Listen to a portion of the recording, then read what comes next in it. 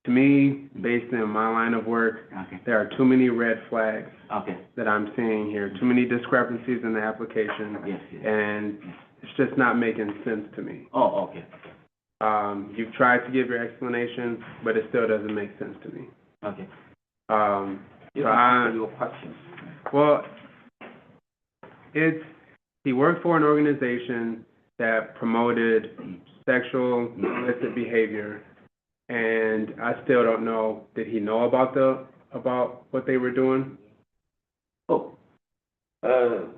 It's just a yes or no answer. I just want to tell you, And no, I just need yes or no, did he know about what they were doing in Greenfield? 他是说 QQ 是把都没做色情服务 no。 Okay. I don't know if I believe that.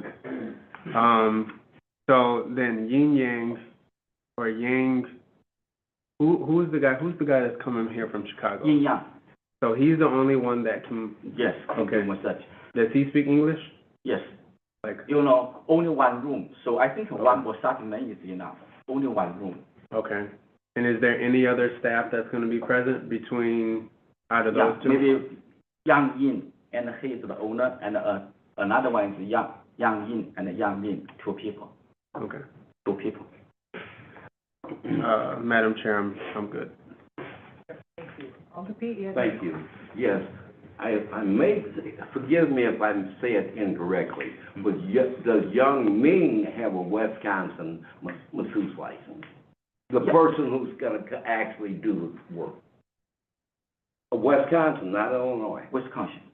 They do have one. We have only one person with license, state license, Wisconsin license, only one person. Who is that? He is in Chicago.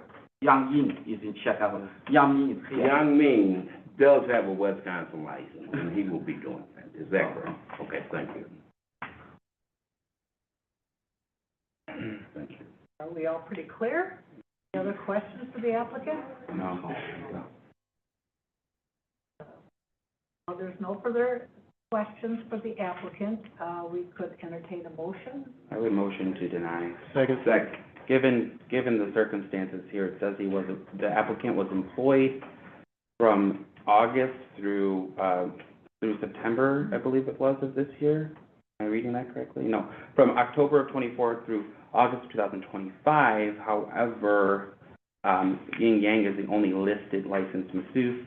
There's too many red flags. It does not make sense, and that is why I'm in favor of denying this license or application. And I would be in agreement. Okay, we have a motion and a second to deny the applicant's license. Any further discussion on that motion? All those in favor say aye. Aye. Opposed? Or none opposed? Motion passes. So the recommendation of the committee is to deny the applicant's license. This will go before the Common Council next Tuesday for final approval or disapproval from the Common Council. Okay, I got it. So maybe it's refused, denied, refused, yes? Correct. Well, we can only recommend to the full Common Council, and our recommendation to the council would be to deny the application. Okay. If Mr. Ming wants to contact other council members or come to the council meeting and state his case to them, Okay. he is free to do that. No, maybe he doesn't want to do so much the top things, maybe the language barrier. Yes, That is a huge he wants to issue. give up. That is a huge issue, and we are very concerned about illicit activity taking place at massage parlors, and we don't want to put Mr. Ming at a disadvantage, being that he does have a language barrier. Yes. So it's not only concerns for residents of the city, but it's also concern over Mr. Ming. Yes. 他说就是就觉得有我们上不上诉就算了。接下来 he will give up. Okay, well, thank you very much for Thank you. coming again. I know you've been Bye. very patient. Thank you. All righty. On to our next item. Item 0925-25, Communication, submitting an application for a massage establishment license, Bliss to Massage LLC, DBA Tees Wellness Center, located at 3312 Washington Avenue, Racine, Wisconsin, 53405. Stephen Young, owner, 13th District. I believe Ms. Young is here. If you want to come up, if you want to bring anyone with you, you're welcome to do that. Just have to pull up an extra chair.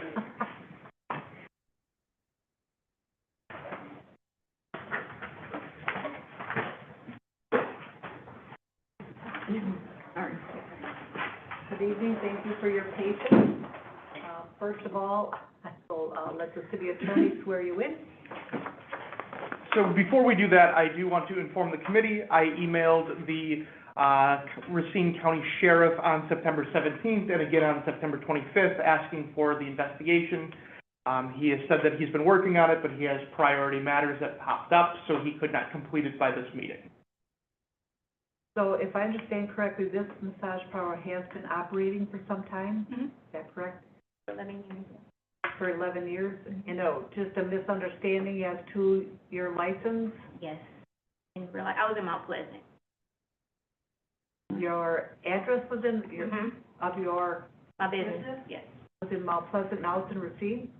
I moved, yes. Oh, you moved? Yeah. I was gonna say, I purchased our a boundary? building here in Racine. Okay. So usually we have a report from the sheriff's department before we discuss your application. So it may be the preference of this committee to defer this item for 2 weeks until we receive something from the sheriff's department. Okay. But I don't know, you're already operating, correct? Yes, I'm doing the colon hydrotherapy and juice therapy as well. Okay, so I don't know, maybe the clerk's office can tell me, or the attorney's office can tell me, can she continue to operate as she has been? So technically, no. She should not have been operating basically any of the time without a license in the city of Racine.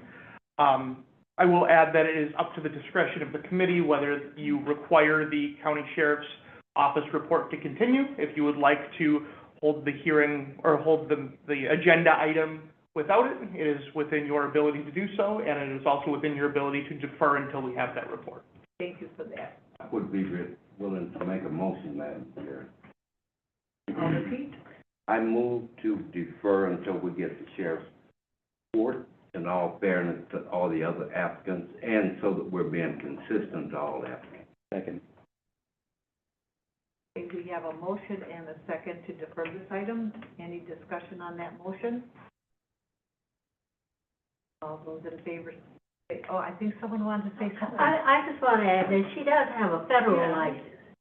And my name is Meredith Hudson, and I am the vice chair of Racine Branch NAACP. Okay. And I'm also the political affairs chair for the Racine Branch and the political affairs chair for the state of Wisconsin. I've used her facilities for almost 10 years. I suffer from degenerative arthritis, and when I first attended her clinic, I couldn't raise my head. I had been to chiropractors, I had physical therapy, but now every 2 weeks, I get a massage, and it has helped me to move my neck. She runs an excellent business. She purchased a building in Racine City, but prior to that, she was operating in Mount Pleasant. And the NAACP supports her 100%. And I, as a client, I mean, she's an astute businesswoman. The building is outstanding. And the services she provides, I would recommend that you go by and look at it. And she's done it on her own. She is a role model for the city as a black businesswoman and as a young businesswoman. And if you're going to defer it for 2 weeks, I would ask that you allow her to continue to operate because she has a diverse client base. I've met some of her clients, and they all said wonderful things about her. So that's my recommendation, and I would ask that you consider allowing her to continue, because I'm 100% sure that there will not be any red flags and no coupons given like, what previously came before you. It's not like that. Thank you for that. I just have a quick question. I'll Which tell you. building are you located at? 3312 on Washington. And I purchased the whole building, so I'm 3312, and then the other side is 3314. Okay. And what was there before, do you know? It was the adult, disability daycare. Oh, okay. That's my district. That's Okay, I think it was okay. Rad, Okay. yeah. Okay. Okay, Alder Pavone. I just, if the attorney could clarify for me, since she has that federal license, is she required to have this local license in order to continue operation? Yes, so the city of Racine requires all massage establishments to have a license that is independent from any state or federal license. So it's kind of a lot of municipalities have it, it's within our power to do so, and we have that to have some local control over the establishment of massage businesses. Now, I do not doubt her credentials or her entrepreneurship.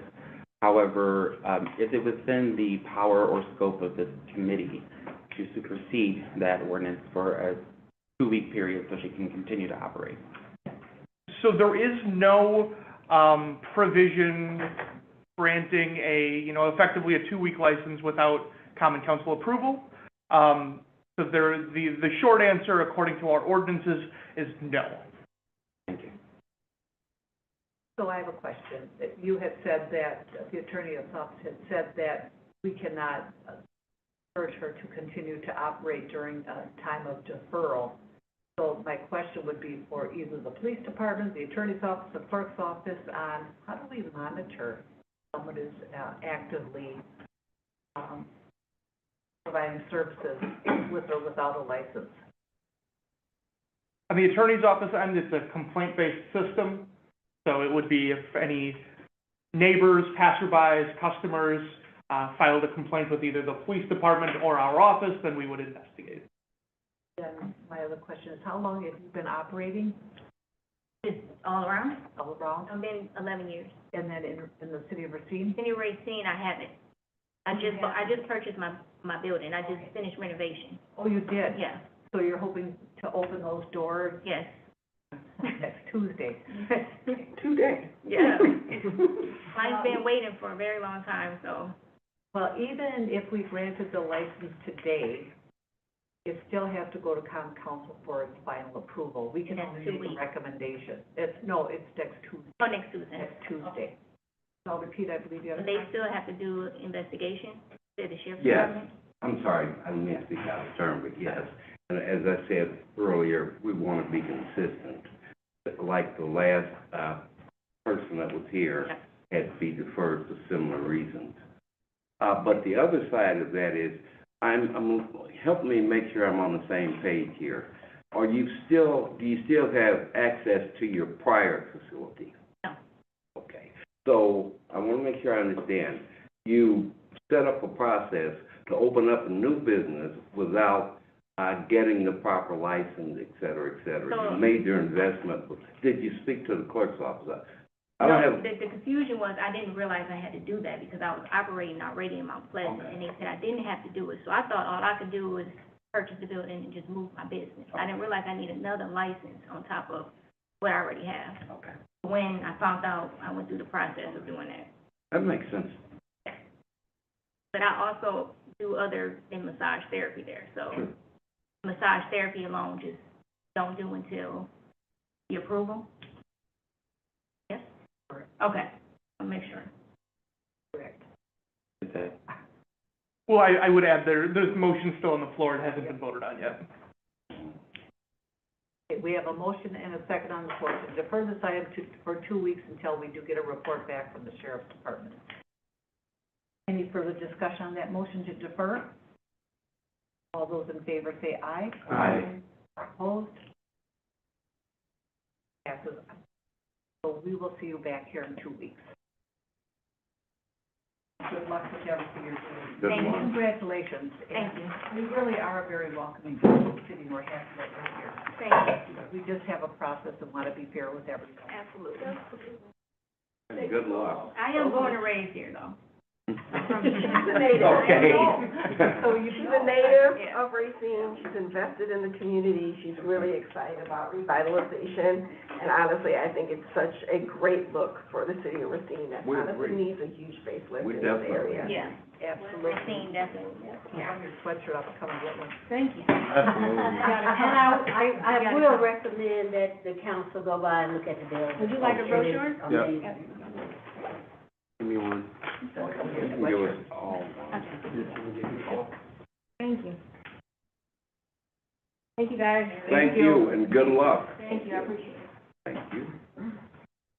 Would you like one? We have one more of those brochures? Oh. another Or I'll come and get one. That's okay. Here, I'll come give and it get to her. I can give you a. Here, you can No, give no, I'll it. come get one. Alder Whitener, I'll give you mine. Okay, thank you. All right. Okay, next item, please. Item 0847-25, communication to have Attorney Ian Pumplin present to the Public Safety and Licensing information on other municipalities' ordinances in regards to cigarette, tobacco, and vape licenses.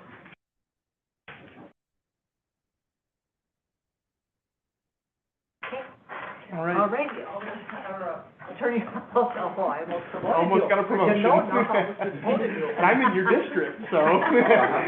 Welcome, So my presentation is an extension from the presentation that I gave last time. The state of the law for the licensing aspect hasn't changed. There's not a lot we can do on the licensing end. On the zoning part of it, there is the ability to enact zoning reforms that would limit the locations for vape stores. I spoke with Jeff Hintz, the Assistant Director of City Development, to talk about, what are some possibilities and, what is the committee looking for. The City of Racine is currently undergoing a kind of overhaul of its zoning code. There was just an agenda item before Common Council, I believe, last meeting about a change order to that, so it's currently being rewritten. Assistant Director Hintz had informed me that it would be best to put these zoning changes, if this committee would like to make them, in with the zoning code. One of the prior problems with the zoning code was it was originally written in like the 70s and then it was updated piecemeal, and a lot of the parts don't work for the city anymore, so they're trying to not start fresh, but to do a universal zoning code to avoid a lot of kind of the nuances and sticking points that we had over the last 50 years. So for any alders that would like input into that zoning code, they've had both listening sessions for the general public, and you can contact City Development for any ideas. I know Mount Horeb has restrictions on distances from parks and schools. We do have to have a reasonable relation between the requirements we put on people who are trying to open vape stores and a city goal, so it can't just be arbitrary, but there are, valid reasons why we would want to keep vaping products from children and away from parks and things like that. So to get the exact details on that, I suggest that any alders that are interested talk to City Development. It's not something that I would draft myself for a zoning code change, because we are currently undergoing that change right now. And that's the report. Thank you. Alder Kelly. I actually had talked to him previously, so I will reach back out again and continue that conversation. I think we were kind of waiting in between all of the Yep. middles of things about that. So I appreciate all that information. And being on that zoning committee, I will also be following up. And I will point out that one good thing that the state did does help us in limiting the types of vapes. What happened was, I think it's September 1st, vapes that are not regulated by the Federal Trade Drug Administration are not sold legally anymore, which is a big help, which limits the amount of stores in itself. Most of if you go past the smoke shop, and they've been opening up all over some of the districts, but the shelves are almost bare because they don't have regulated products in there, which is positive. I mean, science, my only concern is that while we are going through the meticulous process of zoning ordinance changes, and regular ordinances don't get through very quickly either, we can still continue to have this explosion of these, this concentration of these kind of shops in the city. So it's just unfortunate that the law is written that way, but, we'll have to have patience, I suppose. Well, do you think with the change made in the state law that there's going to be less economic encouragement, to open those? Possibly until they find a loophole. Right.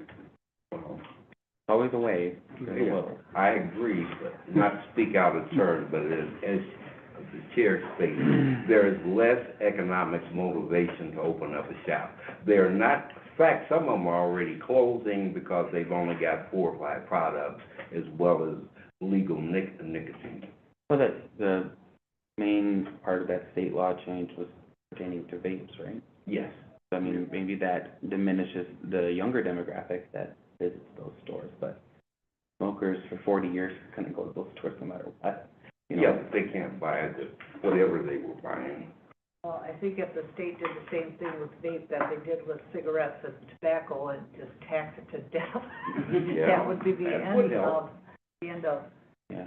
Yeah. If I may add a few things, just so, because I don't know how much you guys follow anything on the vaping law, I have actually followed a lot within the media part of it. There is a federal lawsuit in the Seventh Circuit right now that is appealing the decision that came down that banned the vapes. There is other vape products that are starting to get FDA approved, so that's something you also may want to look at. There is new devices and stuff like that for the consumer and stuff like that. And a lot of the vape shops, not only do they sell the vapes, they also sell the legal THC and hemp products. So a lot of those shops are connected into one, which, is there oversaturation on the market? Would I agree on that? Yes. Do I use vaping products? Do I use other products that are legal to use and consume in Wisconsin? Yes. Is there an oversaturation? Yes. Is there something that we should do about it? Yes. But I did want to let you guys know that there is federal law in the loophole, so follow that a little bit, because, I know Alabama ruled the same way that, Iowa, and the same attorney is working on the same thing, because it's a monopoly is what it's being. Well, thank you for that.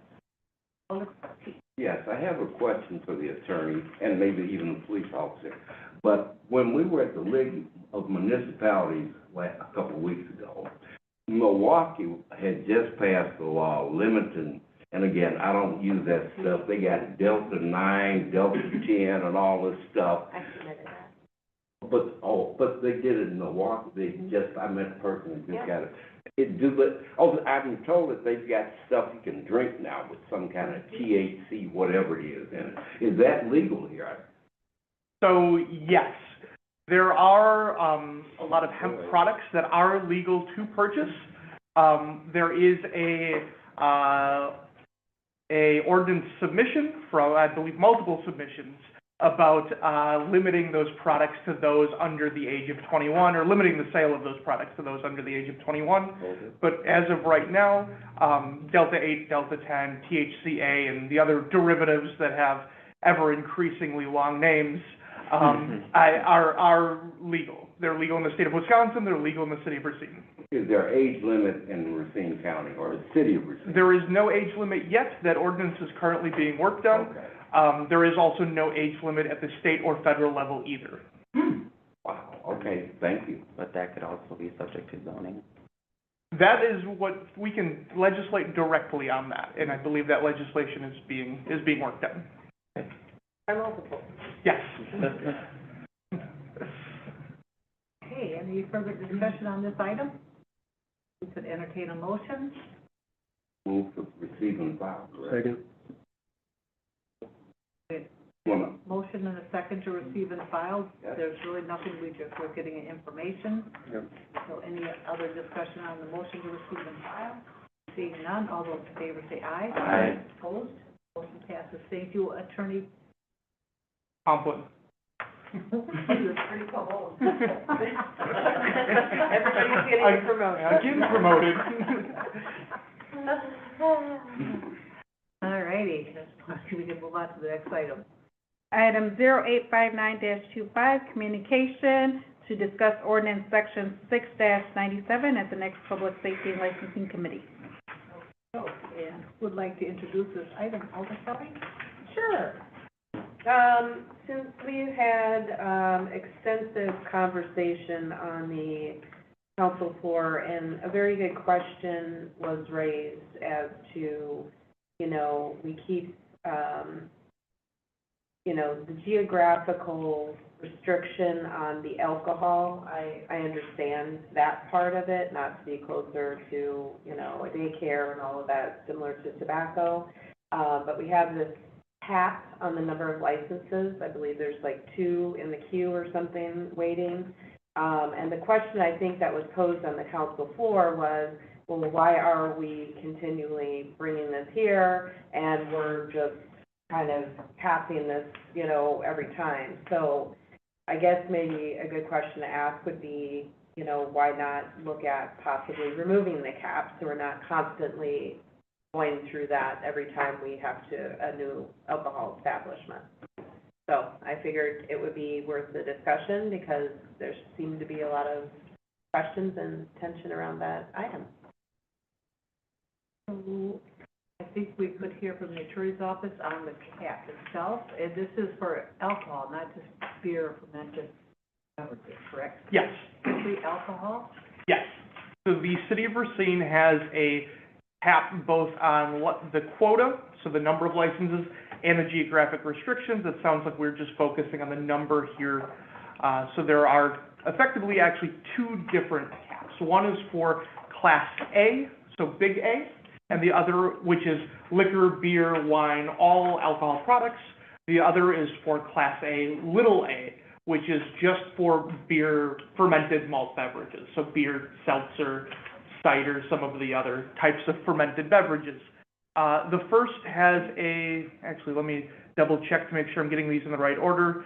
They are named very unhelpfully. So the big Class A has 24 licenses in the city of Racine. The small Class A has 36 licenses. The city of Racine cannot issue licenses in excess of those numbers without going through the exceeding quota restrictions with a 2/3 vote in the public hearing and all of the, and, you know, proving that it would be a help to the city. I will note that there is no requirement that we have a cap on Class A licenses. Class B licenses, which are bars that you consume alcohol inside, there is a statewide cap based on populations. Class A, municipalities can issue as many or as few as they want. So there is no requirement to have a cap. There's no requirement to have the cap at 36 and 24.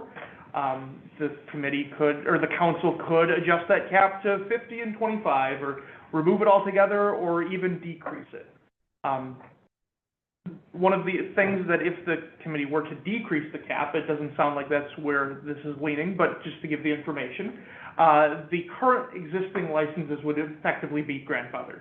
So it wouldn't be a way to say, you know, we're going to move that down to 10. Now 14 of you have to figure out who gives it up. It would just be, as they went through attrition, we just wouldn't issue more. So there, again, no requirement we have this, no requirement to have these numbers. At a certain point, there was a legislative finding that this would be appropriate for the city, and the committee and council are free to revise or reconsider at their discretion. So a big A would typically be a liquor store, yes, or a store like Pick and Save, or any Woodman's that sells that. Yes. And we are at our full capacity of 24 for the big A. I will defer to the clerk's office on whether we are at capacity. I believe so, but it's their license, or they do the licensing, so they would know. I believe so. Well, For the little A, that would be like convenience stores selling beer and fermented. Just the beer and not the big. Just beer. Are you talking about the small A or the big A? The little A. Yeah, so the little A would be more beer, Yeah. seltzer. So in most of our convenience stores, gas stations are licensed to sell. It's a good amount.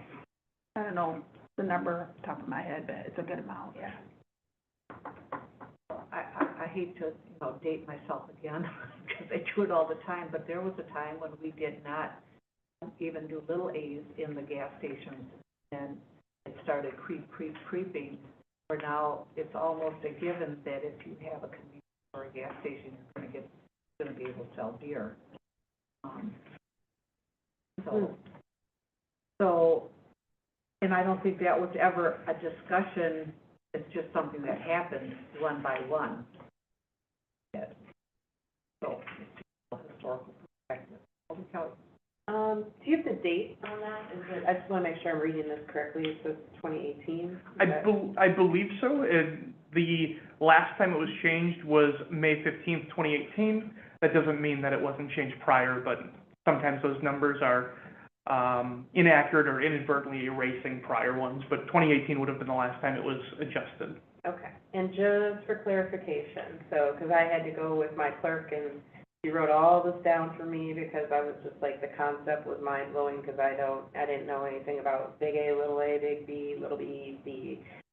So this is just the gas stations and the grocery stores, not the bars, correct? It is any location in which alcohol is sold to go. So gas stations, corner stores, grocery stores, any place, A, if you think away, and B, bar is the way to keep it straight in your head. I just wanted to make sure that I was fully understanding that and relating it correctly.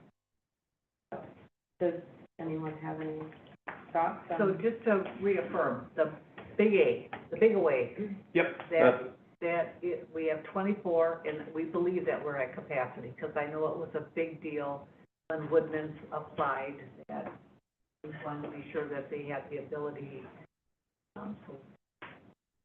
And then with the little A, the little away, we don't know if we are at capacity, or if we ever even thought about the capacity. I think with the little A's, Ian, is that more of the geographical? So little A's also have a quota of 36.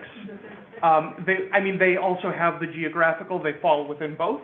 I don't know off the top of my head if we are at that 36. It is generally a less, I would say, popular license, but that doesn't mean that we aren't, at our capacity with those. Okay. Alderman Pete, you had something? Yes. First of all, I think it's a great discussion to have, and we should be looking at 2025, almost 2026, since nothing's been changed since 2018. Well, I'll start by saying, of course, competition is good on one side. On the other side of that, when you go through all of our districts, you will find that the groceries, et cetera, is a small margin item to the bottom line of most of these convenience stores.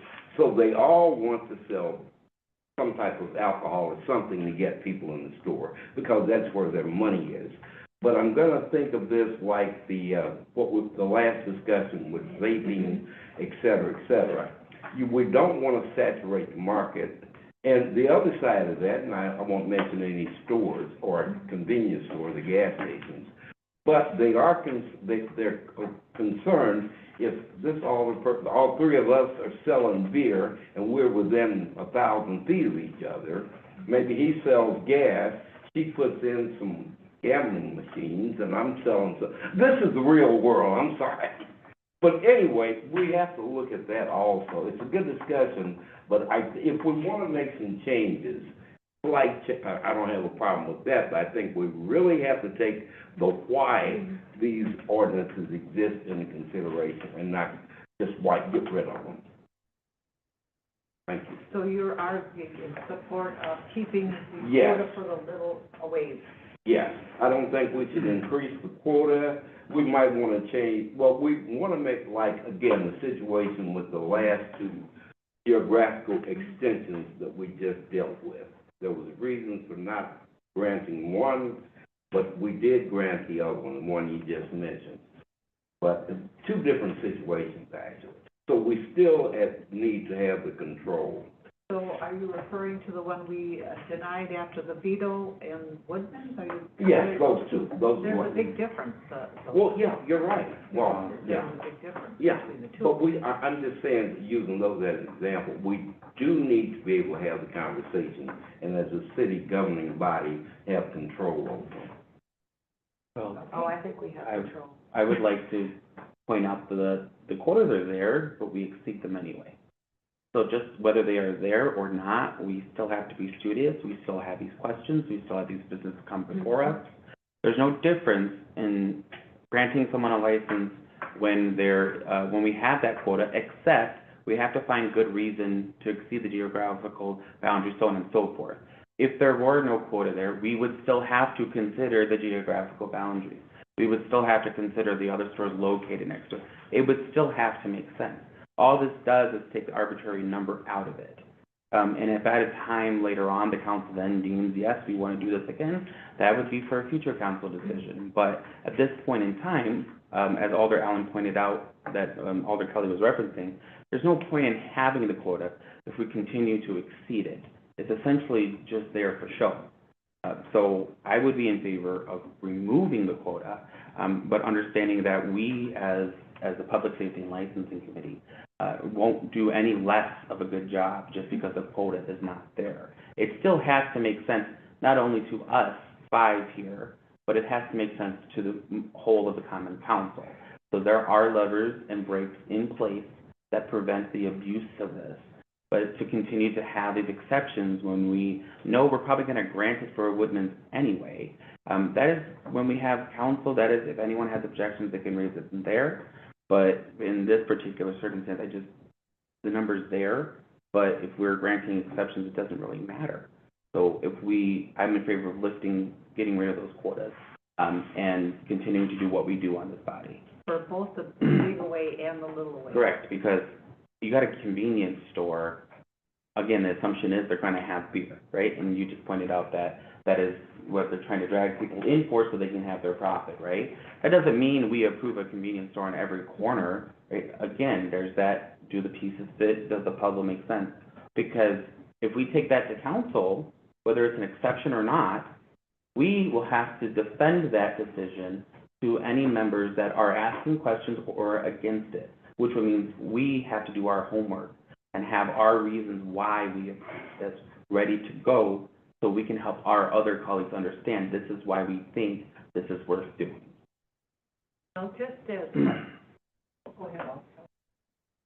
Just real quick in a question. So when we had the representative, the special agent, Walder, that was here, he had actually mentioned, I know the conversation was vague, but he also had brought up about the alcohol, because he, I think, was our representative for the alcohol licenses, was he not, or way back when? Yes. So he's been dealing with the city for quite some time. Yep. And he brought up the fact that the quotas was something unique to the city of Racine, and it was kind of like a standing joke, like people always just go to Mount Pleasant and get whatever they need anyway, which is kind of goes to the point is, people are gonna go wherever they wanna go to get what they're wanting to get. It's, they can hop on a bus or, whatever, a skateboard or in their car, they're gonna go get it wherever it's being sold, so. Well, we have, for example, in my district, there's a gentleman that's owned a gas station since I was in high school. And he's been a pillar of the community. His family lives there. He's a tax-paying citizen. He took a dilapidated property down the street into Wind Point and repaved it and brought it back. It had been empty for years. I mean, as long as I could remember. And he brought new life to it, but he has liquor in Wind Point, but he does not have liquor in Racine as a city's quota. So just those kind of things are like, why do we have that? It makes sense, it makes sense. Would there be any concern by the committee members about all the establishments, the convenience stores, gas stations that are now at the little away, coming in and applying for a Big A? Should we let those quotas? It may happen. I mean, that's reasonable for anybody that's been waiting for that, but it still has to make sense for us. As a committee, we have, okay, have you been here? If you've been there 6 months, wait a minute. Calm down for a second there. you 10 years, you're whatever, outstanding community member, all that stuff, those play factors. That's what we use that to consider. So they may apply, but that doesn't mean we're gonna have 20 applications to review on any given public safety licensing meeting. I mean, I'm assuming they would start a queue already, probably more than what is in the clerk's office, but that is the slow process that we can do our due diligence and say, I don't see this as being necessary, or yes, absolutely. Very good. Any other discussion? Yes, Yeah, Alder Pete. and someone back at their hand up too, but I wanted,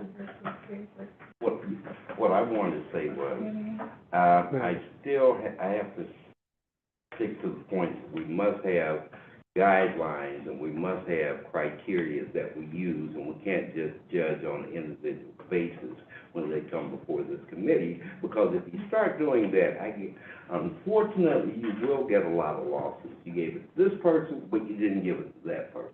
Not only that, going back to the zoning issue we were talking about earlier with the other conversation, some of these convenience stores are too close to schools and what have you anyway, or close, because maybe they're grandfathered in, something like that. But I think we need to consider all of these other issues rather than just saying throw the ordinances out.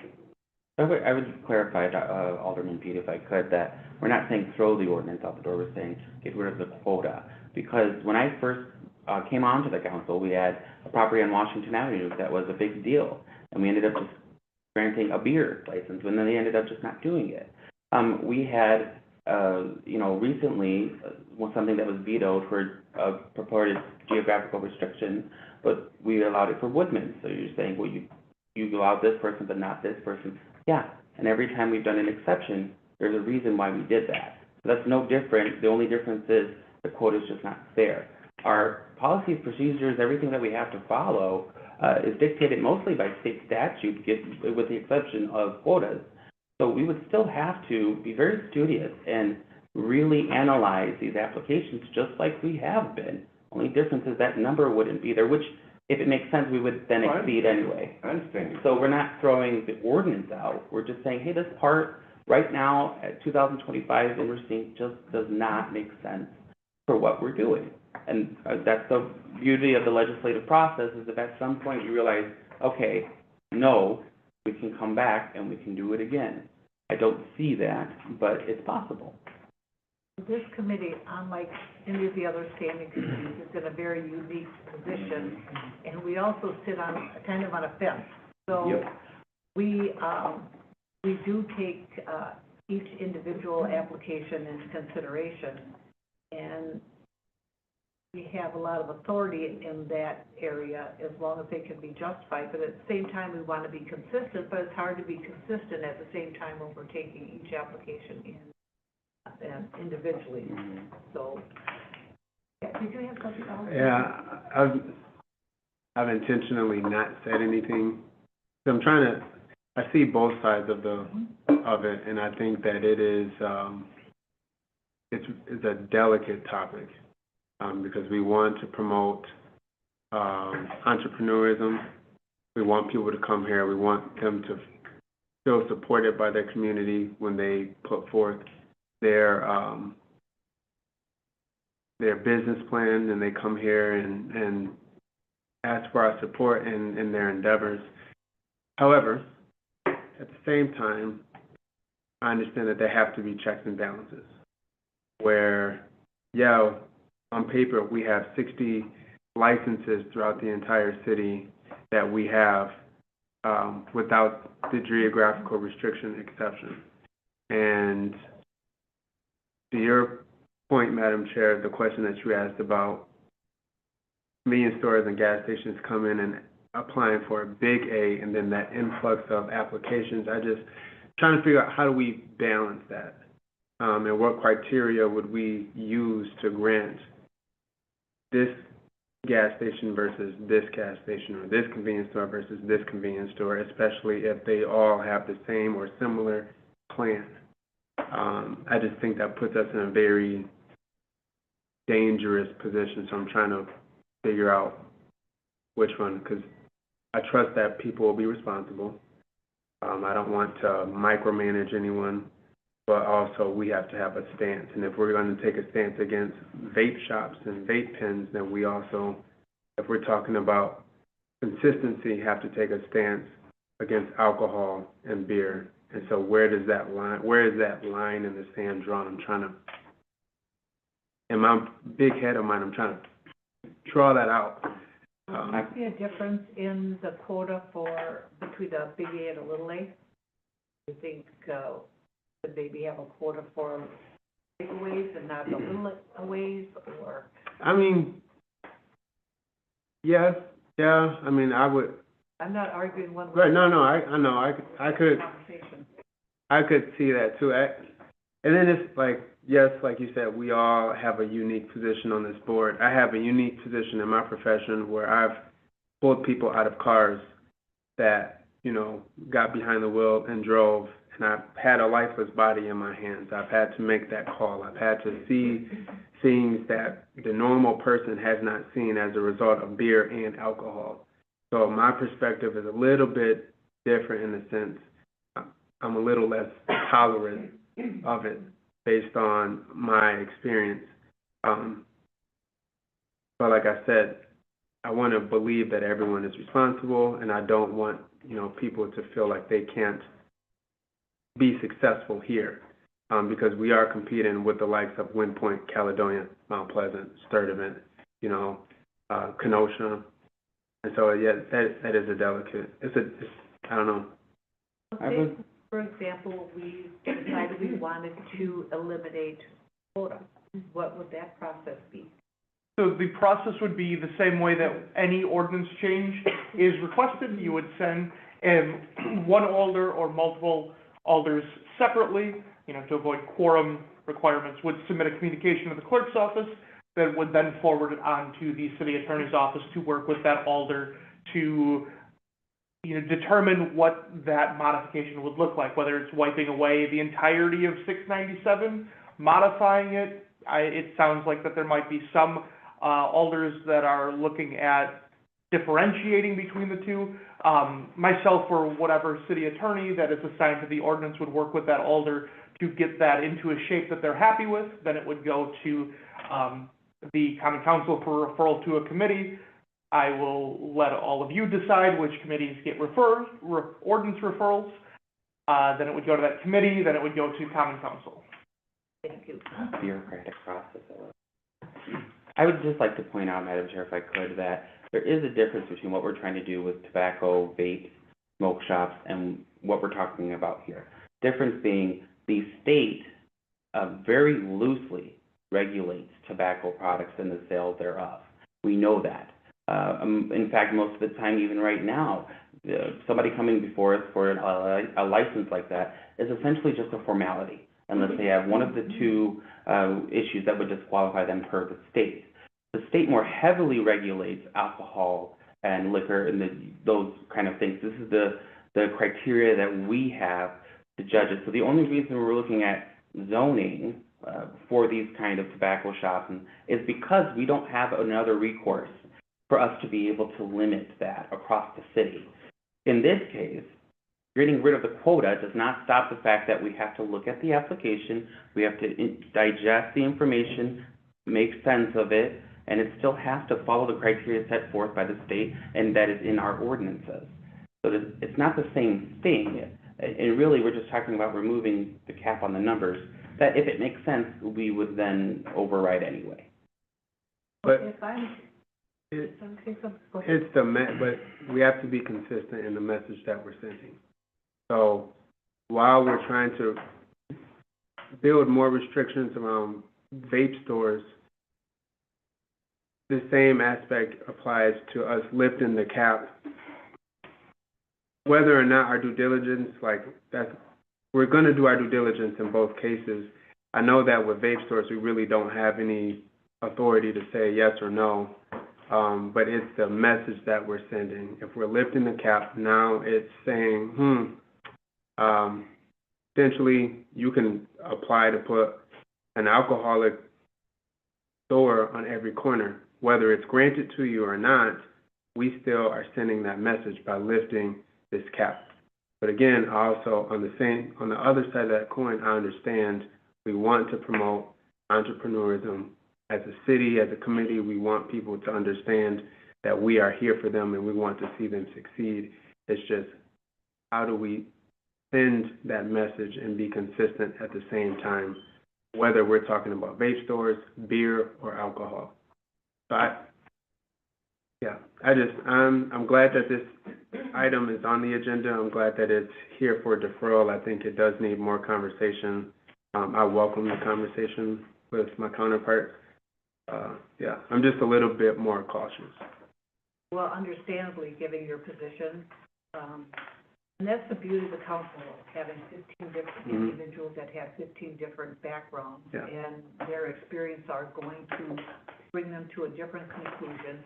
And that's why I like the little formality that we have on this committee, because I want to have open, free-for-all discussions, unlike the other standing committees that may be more formal. Because we have more latitude, I like us to have more latitude in our discussions. So maybe a thought, because it seems like some of the members want to move forward. I think we would only be making a recommendation once an ordinance was drafted. All the other aldermen would have the ability to give their input. So I'll leave it up to the committee what they want to do as far as moving forward. If they want to propose looking at eliminating one or both of these quotas for the ways, we can work on that and then bring it back to the committee for more discussion. Always knowing that it's going to be the council that has the final determination if we're actually going to do that. Yes, I would like to make a motion to defer, but here's why. So that I can do further research and make a more informed decision. At this point, I wouldn't feel comfortable saying let's move forward and start drafting. I mean, I can see several possibilities here to making different types of adjustments, but I'd like more time to draw a conclusion. That's why I'm making a motion to defer. Motion to defer. A second. Motion and second to defer. Discussion on that motion to defer. So, that's a question. If the motion fails, and a new motion would be for it to go forward, what are we pushing forward? Are we pushing to eliminate the restrictions altogether, or? That motion has not yet been made. Okay. I guess, I'm unsure of, okay, all right. So if the motion to defer fails, another motion would be appropriate. And I don't know what the preference would be of whoever makes that motion, but it would again have to be seconded, and the majority would have to approve whatever that motion is. I would speak against deferring it because I think we'd have plenty of time for input. If you wanted to be a co-sponsor on whatever is being proposed, we could do that, but it does take time in the attorney's office to draft ordinance, and there would be discussion with one or two or however many aldermen are sponsoring that amendment to the current ordinance. So you would have time to do research and input, whether or not you sponsored or not. So I'm not saying we shouldn't defer, I'm just saying what my position is regarding deferring. For the city attorney, just clarification here. This body as a whole cannot refer to do an ordinance change. It would have to be an individual alder, right? Or a series of individual alders proposing the same thing. Is that correct? Correct. Okay. So even if we said, yes, let's move forward with this, we would still have to have kind of a singular person to put their name on it first, and then maybe later on we can email in and request the same thing? Yes. Okay. So multiple people can request, so. We have to do it individually so I we know, avoid the but quorum. I'm saying if, for this one item, right, if I put in a request to change this ordinance, and another person puts in a request to change the ordinance, how are we, what if they're saying two different things? That's what I'm confused about. If they are saying two different things, two different ordinances would be drafted, both would be presented when each alder believes that they are complete, and then the committee and the council would vote on them, deciding which one they like more, like less, perhaps both, if they can work together. So that's how that would work. Okay. So, just to be clear, I know the way it is set up now, that an individual must submit to the clerk's office and the attorney's office any amendment to an existing ordinance or a new ordinance. And then it's in the attorney's office, then it comes back to the alder, then it gets submitted to the council for referral to a standing committee. And the committee itself cannot make that recommendation. We can't say to you, we would like you to draft an ordinance or amend an ordinance, blah, blah, blah. We can't do that. No, but you can, make a motion to say, Alder so-and-so, please send a communication to the clerk's office, or something along those lines. I believe we did that not too long ago with something Alder Frazier. Yes. Yeah. Alder Kelly. Excuse me, I have a quick question. Can you give me the official ordinance number, subsections, or whatever? Yes, it is. I always confuse it with the one about communications, so let me get the exact number. But it is going to be 2-11, and let's see here, it's either 7 or 9. I want to make sure I get the right one for you.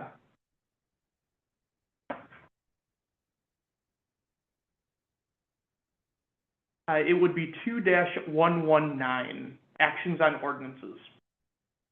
That's the alcohol ordinance number? Oh, no, my apologies. That was to change the ordinances. The alcohol ordinance number, all of the alcohol ordinances are going to be found in Chapter 6.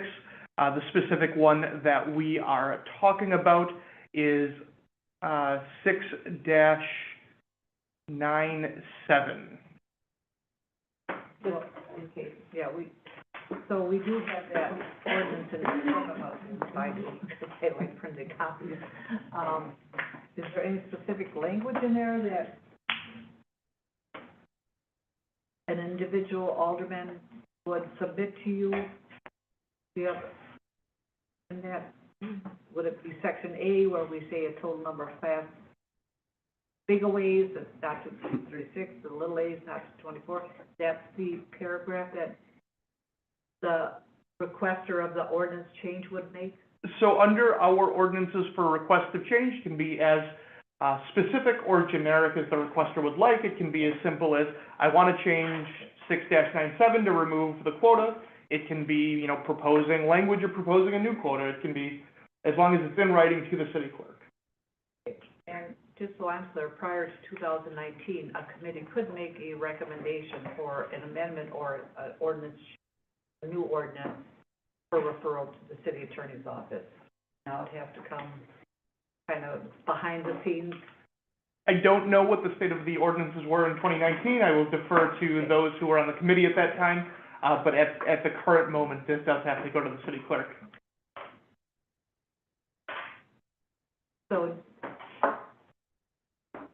should changes be made to that ordinance, it could either be an individual alderman or an alderman could request that it be reviewed by a committee for change.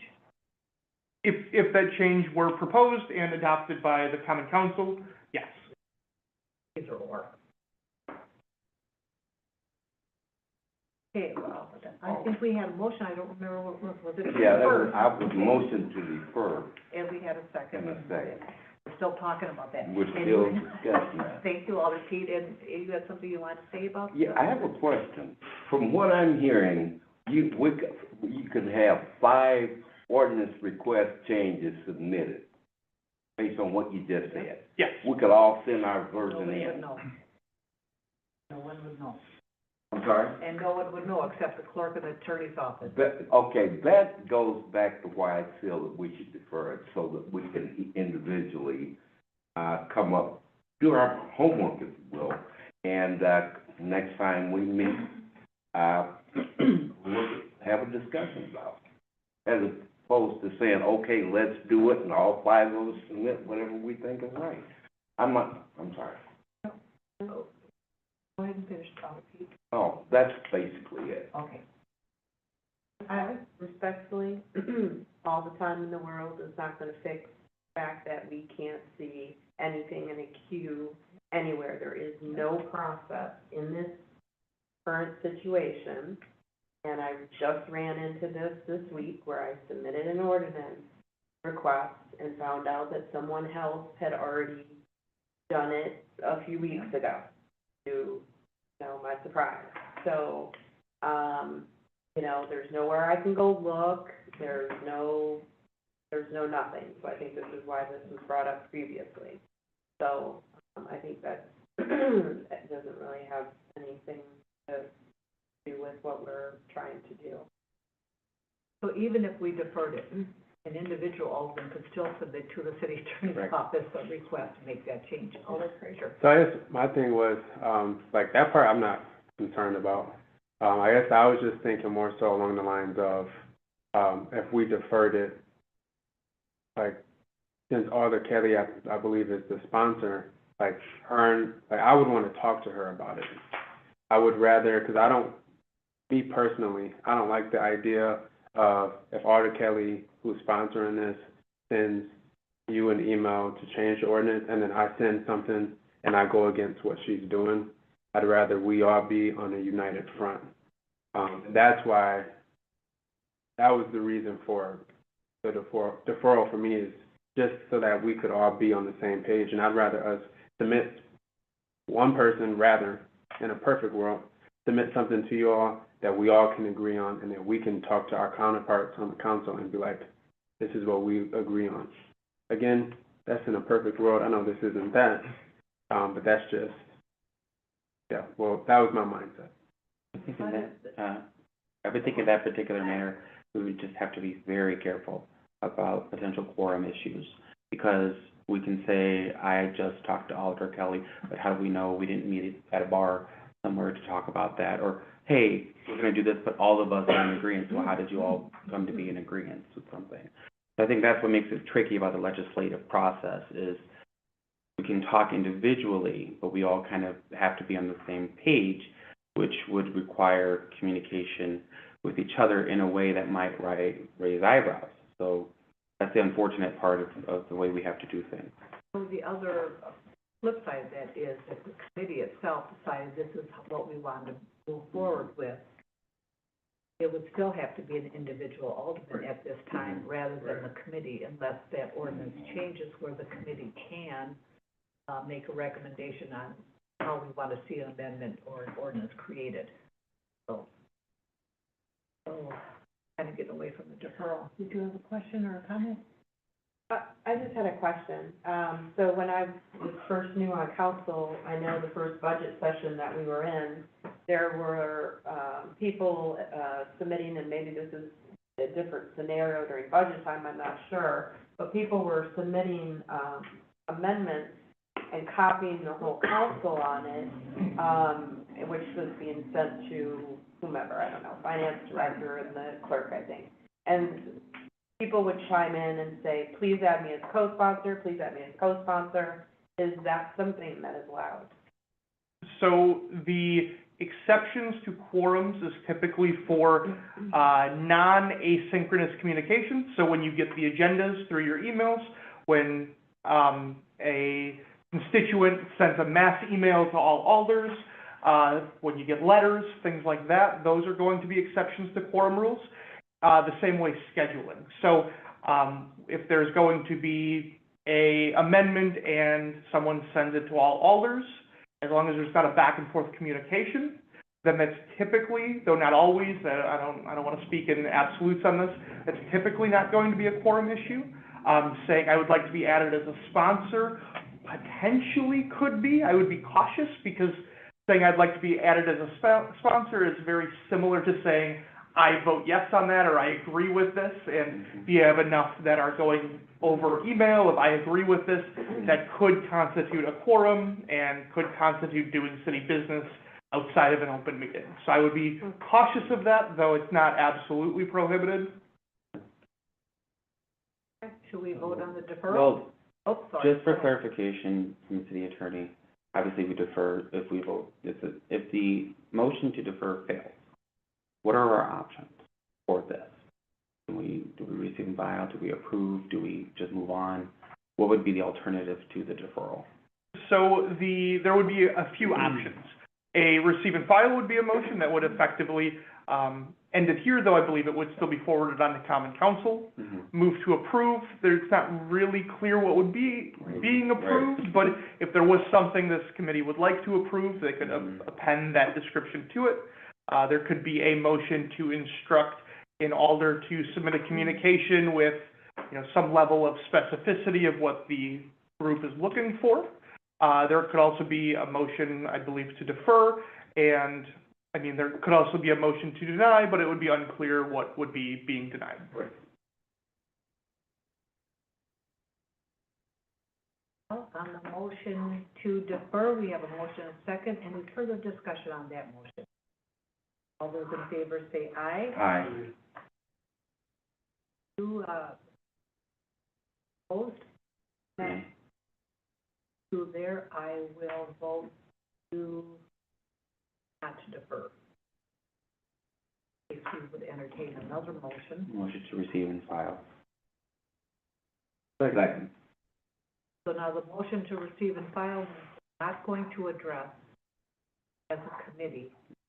Anything, if the individual alderman wants to submit something to the clerk's office and the attorney's office, that is up to them. But for clarification, if an individual alder does submit that request, the ordinance is sent back to that alder. They're like, okay, like this, is it within that alder's scope of power to then say, I would like this presented before the Public Safety and Licensing Committee? That is going to be a political determination made by the alders at Common Council when the items are referred to various committees. Right. So I believe an alder can recommend which committee it goes to, but the plurality of the alders need to determine what committee it goes to. So it's still possible. Well, a strong possibility, because this is really where that would belong. Public safety, Although exactly. it could get deferred or referred, I'm sorry, to the executive committee of the members' wish, or even to the whole. But really, the appropriate place for this to go would actually this committee. But to instruct it on the council floor, to have it referred here, we just need a simple majority, correct? Yes. And that will come from the sponsor. Yes. Once the attorney's office has drafted the amended ordinance, it will come back to the sponsor. The sponsor will then refer it to the Common Council under the communications with a recommendation to whichever committee that sponsor wishes it to go with. Then at the council floor, any alderman could say, I move to send this to the executive or whichever. Got it. Well, but in fairness, even if we had, as this body instructed, a particular alder to communicate, to draft this ordinance, it would still have to go before council to be referred back to the Correct. committee anyway. Correct. Okay, Yep. thank you. Okay, so we have a motion to receive and file. Further discussion on that motion. I have a question for the attorney. Okay. Is it possible to do two drafts? So let's say, rather than removing the caps on both, giving people like two options? I believe so. I will say I'm not the main ordinance drafter, but I do believe that two drafts would be possible under this idea. I think that would be part of whatever communication is submitted to the attorney's office. So whoever submits that request, that communication to the clerk of the city attorney's office to make these amendments, you could also propose either or. Is that a second email? I'm sure they'll ask for clarification if they have. Yes. So, Yep. we're back to where we started. We could have 5 different requests sent to the clerk's office. But it's still gonna come back here for Yeah, I discussion, and that, or hopefully it'll come back here, and then there will be the ability to amend, to receive and file, to deny, Or, yeah. at Or approve. that point, they could be merged as well. Correct. Okay. All righty, so the motion was to receive and file. Any further discussion or questions? All those in favor say aye. Aye. Opposed? Passes. Moving swiftly along, I guess. All right. Item 0888-25, communication, requesting to have the health department give a presentation on vaping and the effects it has on the city of Racine. Okay, on the floor. You want to speak to this, or, No, I think it's pretty self-explanatory. so where would you like this presentation? Would you like the presentation be full, or to the full council, or to the health, the Board of Health, or? I mean, I think given that the health and the effects of vaping does involve, can involve public safety as well, I would see it appropriate to have a presentation with this committee. Not to the committee as a whole. And the Well, reason I say the committee as a whole is because we're also going to have the discussion on the geographic restriction.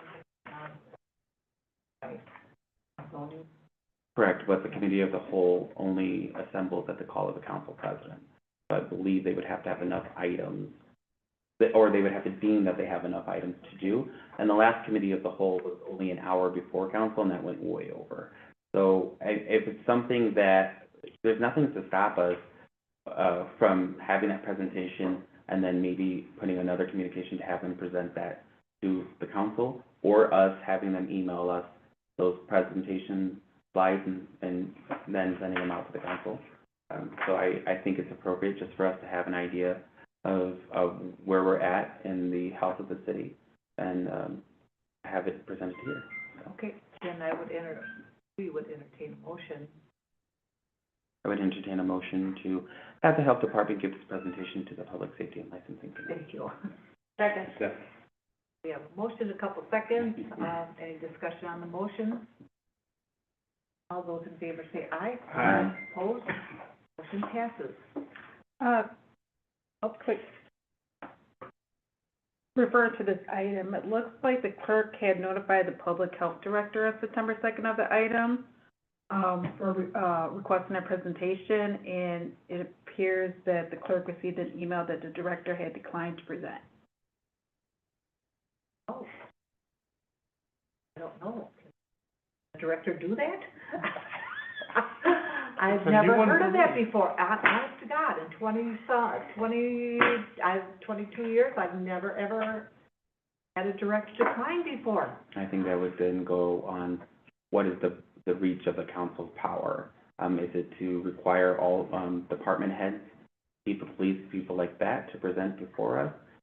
Or is it more of a, if they feel like it, they certainly can? Well, I think the appropriate thing would be that the motion for the presentation to come to public safety, that this go to common council. If the majority of the common council approves that request,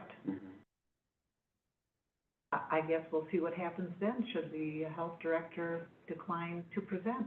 So, Attorney Compton, do you have? I know that's a broader. This is, I'm looking through chapter 62 as we speak. This is a new one for me as well. Yeah. Is there any way you could send us an email on what you potentially could find? Because even if that happens at the council level, we would still have to have Attorney Letney look into it anyway. So I will speak with him tomorrow morning, okay. and I will inform. I don't even know what our options are, so I will let you. I will let you know. The way I understood it is, and the regular employees of a department are not subject to our beck and call, but department heads are subject to giving presentations or appearing before the council upon request. So whatever you can find. It could very well be that the health director does not feel qualified to give such a presentation, so Did she include that? then the option, I'm just reading what I was given to. Yeah, I think she sent that to who again?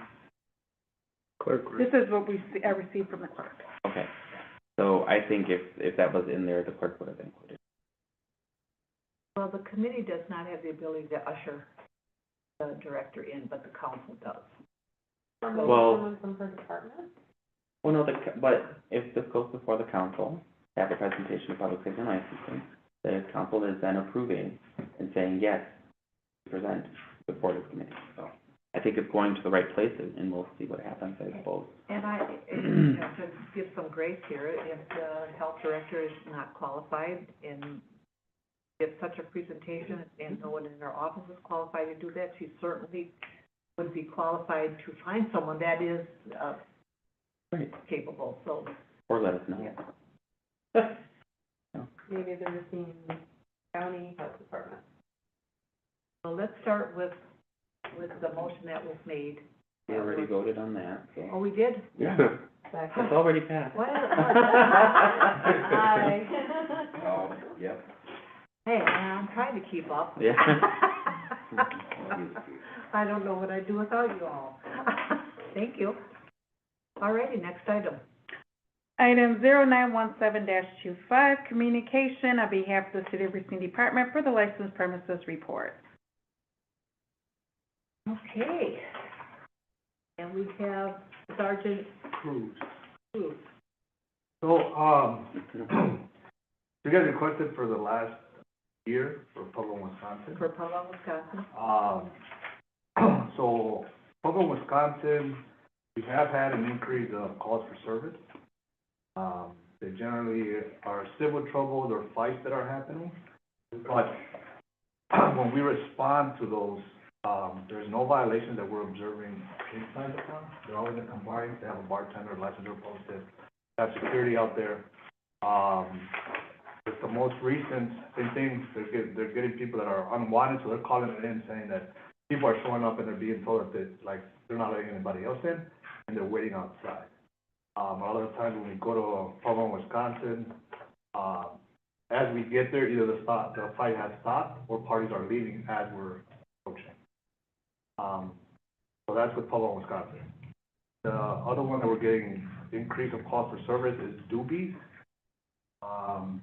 With that parking lot being so huge and it's being located at Elmwood Plaza, it's hard for us to say 100% that everything is related to Doobie's, but we're trying to figure out how we can deal with like the parking, because we're getting tons of cars and people hanging outside. Same thing with Doobie's. Every time we show up to Doobie's, they're in compliance with bartender and their license, so there's no Security, do they have security as well? security, I'm not too sure. Because I believe, no, they did have security at the last incident, because there were some pat-downs that were being done prior to people entering the establishment, but they weren't patting everybody down. Like, if it was a large group of like 5 or 6 and they were doing it, it was just like 1 or 2, it was like a quick one and they'll go, what I got. But the last one at Doobie's did have like, they documented 100 people. And that's from the inside to and outside. 2504319. That one was, September 20th. yeah, so they did have a busy night, September 20th and the 21st. We did respond 1, 2, 3, 4. So we had 4 calls there. Like I said, once we get there, for the most part, the issue kind of solves itself with them leaving. But we are having those gatherings there, but that being a big live private property, I'm not. How big is that bar? 100 people? Was that an occupancy violation? I discussed it briefly with, city attorney, but, yeah, I don't know the exact number. That was one of my questions. I'm like, that's not a lot of people in a bar. I mean, if, whatever, I mean, if they're patronizing the business, great, you know, but I'm too claustrophobic for that. I don't think. What's that? It's on, September 21st. It says, possible, man with a gun and possible minors inside the bar. He said that wasn't true? Yeah, so that, the call came out and they responded. The man with the gun call, that was unfounded, and then officers did go inside, and then if they looked to be underage, they were IDing them, and they didn't get any violations. So that's why it was unfounded. Yeah. Shouldn't have gone, there's nothing you guys got there. Could have been. I do have a question. There's the item 25044-097 underneath Monday, September 22nd. That's blank. Yeah, that, That one was just a licensed premise that wasn't completed. Okay. And I had a question with the officer that responded, Mm-hmm. so I was trying to clarify before I put it on here, but because it's labeled under licensed premise, it would still show up with a complaint. Okay. Thank you. All right, any questions about all these things that took place? This one Friday from the pub on Wisconsin with the BMW almost hitting breaking one of our officers. The driver of that BMW was arrested. Correct. Arrested and vehicle was towed, yeah. Oh, the vehicle was towed. The officer was not injured? No, they were able to get out of the way, but they, provided the information for them. Ooh. They were stopped, he was arrested and cited in the vehicle. Seems a lot of these issues are occurring like in the parking lot or areas outside of the bar, Correct. for the most part. Is pub on Wisconsin where there's that hallway that goes from, Monument Square to Wisconsin Avenue? So it's just north of Monument Square. Oh, sorry, no, it's behind Monument Square, then, Yeah. right across from QB. Yeah, and Yeah. there's that hallway, correct? Oh, I know what you're talking about, right by the Sugar Shack, Yeah. ice cream place. Yep. Subway over there. Yeah, Yes, there's Yeah, a I'm not hallway. sure. that's an interesting Is hallway. that accessible to people? I'm not sure. Probably locked, I hope, the subway's not even open. Lord, hope so. Well, I know that there was some issues there during party on the pavement, in that hallway. Okay, yeah, I would have to check, I'm not Yeah, sure. okay. But I'm wondering if that's what's contributing to the problem at pub in Wisconsin. The pub on Wisconsin, so we did have, Taste the Soul. So Taste the Soul closed early one night. And I know they asked for assistance because, like, they were just gathering in the corner as they were closing. Okay. And a lot of that crowd ended up going to pub on Wisconsin, and then they were denied, and then that started a whole, hey, this is closed, like, you guys are not getting in, it's time to leave. Started that whole thing at pub on Wisconsin. Well, from what you have on your report, do you see anything in worthy of, calling anybody in?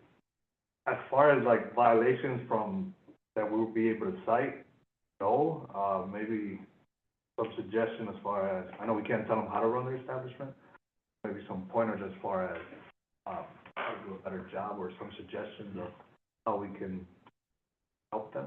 Do we know if Doobies has ever been subject to a good neighbor meeting, or being given those kind of tips that when Sergeant Aquin was on the committee, here helping out, that he referenced to the attorney? Doobies was called in, the last call-in was September of 2022. The action taken by this committee on October 17th of 2022 was to refer them to a Good Neighbors meeting. I believe that meeting was completed. That was when I was very new to my office, so I don't know for certain. I certainly wasn't in this role. But according to our records, they have been through a Good Neighbors meeting about 3 years ago. Okay, thank you. Speaking of good neighbor, meetings, have we had the one with Marcos yet? Marcos has not contacted me. I've called them a few times with the contact information I was given by Alderman Widener, and I have not received a call back. I've not been able to get through to them. So, this has been probably about a month. Yes. There still is question about who is the agent and who is Yes. all of that. So I would like to see Marcos get called back in because, you know, they needed to have that good neighbors meeting. Caleb did have their good neighbors. Kalos did have their Good Neighbors meeting with myself and Sergeant Cruz. It was very successful. We have no concerns going forward on that one. So, wasn't the last time that Marcos was here, wasn't that the gentleman that indicated he had terminal cancer? Correct. Yes. But I think the agent isn't. So the individual who came in was the owner, but the agent is a different person. There was confusion over who was supposed to come in. Mm-hmm. They also had a general manager come in with them. So we were trying to have a Good Neighbors meeting to sort out who has what role and who should be contacted. And I've been trying to contact them. They've not responded to me. And the agent for Marcos is Marco. Marco. Marcos. And the claim is that Marco lives in Arizona. And it is required, that's really what we have to get to the bottom of, is the agent here in Wisconsin like they're supposed to be? And I think that would have been determined in a Good Neighbors meeting. So I would ask the committee to make a recommendation to call Marcos back in. Affirm that Marco is indeed a Wisconsin resident, not in Arizona. We have that, make sure that there is the agent, and if the general manager wants to, that Good Neighbor meeting. I would make a motion to call Marcos back in because of what the chair just expressed. I think we have to wait, because don't we have to motion to receive and file this, and then the next item is to file a formal expression? Yeah, all right, let's do it that way. Move to receive and file this item. Second. We don't receive and file, do we? We approve the license repair. Do we approve it or receive and file? We approve it. I swear it's So that receive and file, I might be wrong. Well, we approve it so that it goes on the agenda. All right. So that. Move to approve. Yeah. Second. So if we receive and file, it won't be attached to the council committee report. Okay. So we have a motion to approve the licensed premise report. Any discussion on that motion? All those in favor say aye. Aye. Heard that. All right, next item, please. I might be old, but I'm not deaf. Item 0918-25, communication requesting any consideration, any form or expression of concern, or other actions pursuant to the police report. Question for the attorney. When was the last time Hub on Wisconsin? Hub on Wisconsin was called in, let me get the exact date, I know it was in April of this year. April 30th of 2025 it was called in, so it would be 5 months ago, or 5 months and 1 day ago.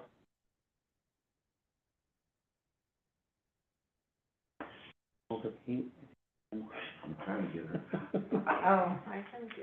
Go ahead, then, so I'll be your cat. You guys should arm wrestle, or have a duel at home.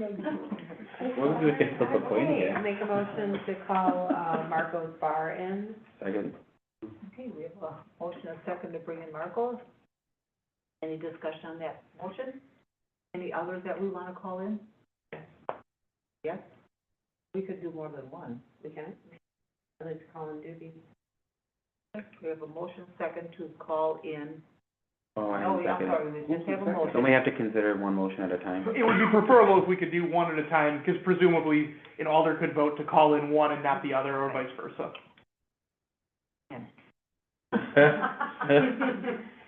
Aha. Okay, we have a motion to call in Marcos and a second. Mhm. Any discussion on that motion? All those in favor say aye. Aye. Opposed, motion passes. Next motion, please. Moving right along. For, Steve motion. Doobie, sorry. Call. Second. Called in, yeah. Second. We have motion second, call in movies.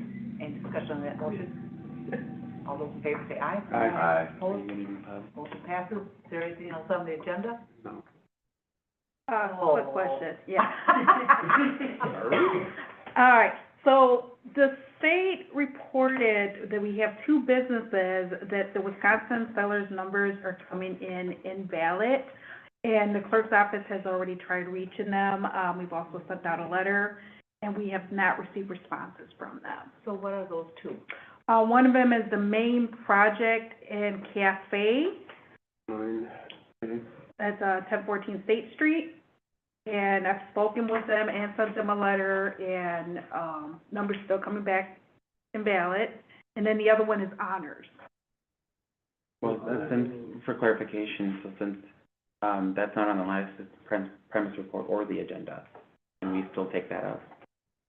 So, Is that open meeting? law? yeah, so there is open meeting requirement. The way the agenda is written for the licensed premise report, it's a police department report. I think that it could be brought up. It is a police issue for not having a seller's permit. It is something the police would enforce.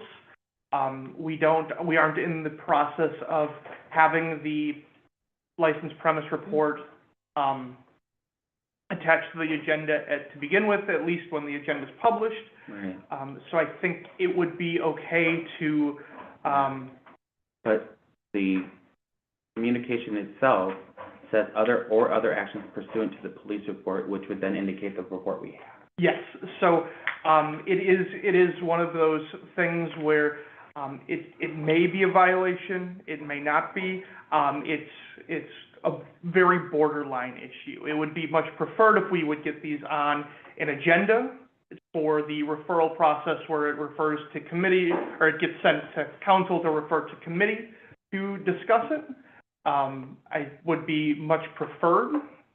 Is there any time issue on this, Tony? I'd probably have to ask the actual clerk, I'm not really sure on that. Well, I mean, we could, maybe, it is within our ability to request that, the police conduct an inspection of that? Stop by, look, see if it's, because if we don't have any record of it, because they're actually violating the law, that makes it a little sticky for us, doesn't it? Well, would the police department know what their license number is? See, I think this is. Yeah, because they would have to enter it somewhere, I don't know Yeah. if you guys have the capabilities to enter. Does that mess us up though anywhere? Because if we don't have a documented instance of them actually violating, so we would have to see that happening, and somebody would have documented. How does that work for us? So for the requirement to have a seller's permit, it's information that's provided to us from the Department of Revenue, indicating that there is an issue, there isn't one, et cetera. Then it is a state law for every single business in the state of Wisconsin, whether you're selling, lemonade on the side of the road to Walmart, Target, what have you, to have a seller's permit. That is something that our ordinances require for Class Bs, as well as Class As and all the other things. So it is not something that the police department itself would have to investigate, because the Department of Revenue can pass that information to us, and we can pursue our remedies of suspension, revocation, what have you. Or Kelly, I have a point of clarification. So you said that there's state licenses out of. Expired. Yeah, it's expired, you said. Okay, I missed that first part. Because I didn't necessarily say expired, no. What I said was, every year we have to submit a report of all the tobacco, alcohol, liquor licenses to the state. The state reported that there were certain businesses that had Wisconsin seller's numbers that were either invalid, expired. There was issues with them. They weren't valid, basically. Remember, this did happen with a bar on Washington Avenue when we called them in because they. Honors, which is back on the Oh, list. that's Honors. They're back on the list. That's them? They never. That's them. Ah. And they thought they had everything straightened out. I can get in touch with the owner of Main Project. That's, Oh, Pete. Yes, thank you. Now, whose responsibility is that when this occurs? I'm sure it's been happening, it's not nothing new. So who follows up? I mean, of course, all of us can call the State Department of Revenue, but how does that work? Whose responsibility is Is that our it? friend that did the presentation? My understanding is that the Department of Revenue contacts the city clerk's office. The city clerk's office does an investigation and then presents to either this body or the attorney's office to pursue remedies if they don't get into compliance based on the different types of licenses.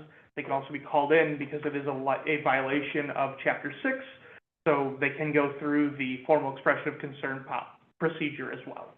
Going back to his question then, what options do we have tonight? So the options are to call in, but the issue is that it's not very clear on the agenda if this is a formal agenda item. There is the licensed premise report, but also the licensed premise report refers to some police department reports, and this is kind of a clerk's department thing. The second would be to submit a communication to the clerk's office to get it on the next agenda.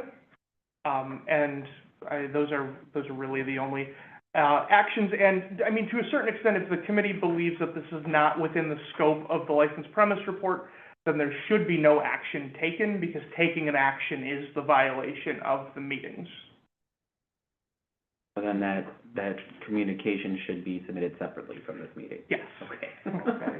So we need an So I alternate thought- sponsor then? No, no. Can't the clerk's office just submit that, or Submit what, I'm sorry. submit that to our agenda? To the, so. I mean, I can, I just brought it up because the clerk wanted me to bring it up to see if it's something you need to bring in. Yes. So, yes, okay, But that communication still has to be sponsored by an alternate. it should be, sponsored by it. Okay. Do I need, I'll sponsor, do I? I'm sorry. Well, it's typically the chair that sponsors. I was gonna say, Then you And- sponsor. But here's the thing, I understand completely the abundance of caution that the city attorney's office uses. We also have some discretion here. And Merkel's was not on the agenda tonight, but we did make a motion and discuss them to bring them in, because we do have some discretion. So, when the clerk's office tells us that there's something missed, I think our responsibility is to follow up on the request of the clerk's office to get to the bottom of whatever it is, and maybe it's just a typical, or a typo error, or, but we need to know, and I don't know that I want to delay that another 2 weeks. It might just be something very simple. I think we should take an action on this rather than have the clerk's office submit a communication. If there wasn't some urgency to it, I don't think the clerk's office would have brought it up here tonight. They would have just submitted communication to the council with the chair and sponsor, like they do with these kind of things. I think what the clerk's office is telling us, this needs to be addressed. So I'd like to give the clerk's office some direction as to proceeding to follow up on. Motion to bring in Honors Bar and main project? Second. Motion second to bring in honors and main. Any discussion on that motion? All those in favor say aye. Aye. Opposed? Okay, there was one opposed, Who opposed? Me. Okay. Anything else? Then that we have concluded the agenda.